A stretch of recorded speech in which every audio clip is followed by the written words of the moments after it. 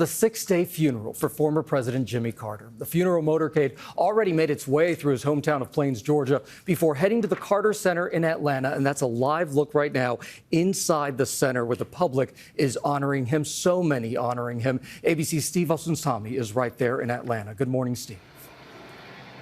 Good morning to you, Gio. This national goodbye began with people lining up on roads and highway overpasses as the procession passed them by.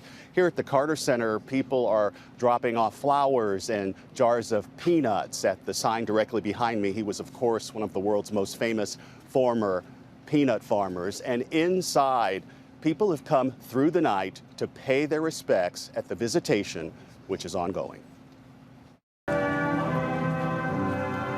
For the family of Jimmy Carter, this was a cold and difficult day, but the skies opened up and the sun shined down brightly upon them and upon their father, who they've had to share with the world.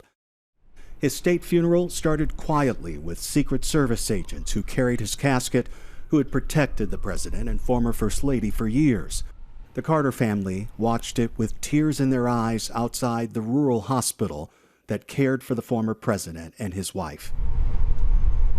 People came from small towns in Georgia and from around the world, lining the roads, waving flowers and American flags. One woman held a sign saying what so many felt: President Carter, a man of honor. The first stop was at his childhood home in Plains. The National Park Service rang a large bell at his family's old farm that would wake them up for work in the mornings.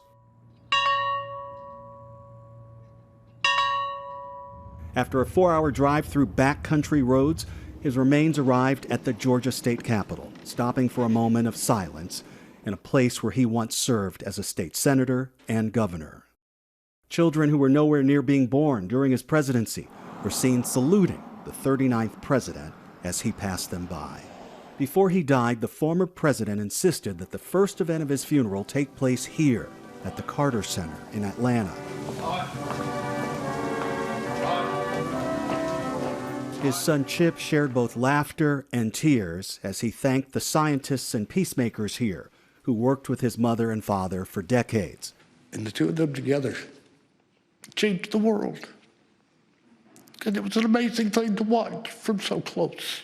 People who braved the cold waited in line to pay their respects through the night. The ongoing public visitation is open all day and all night until Tuesday morning.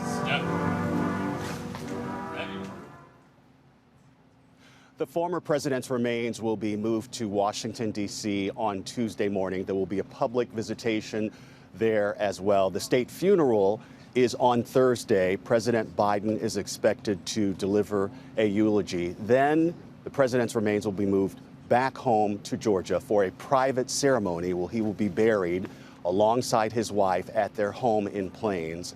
And Whit, it is a spot that the two of them picked out together before she died. They will be together once again. Whit. Another chapter in that remarkable love story. Steve Osunsami for us. Thank you so much. We appreciate it.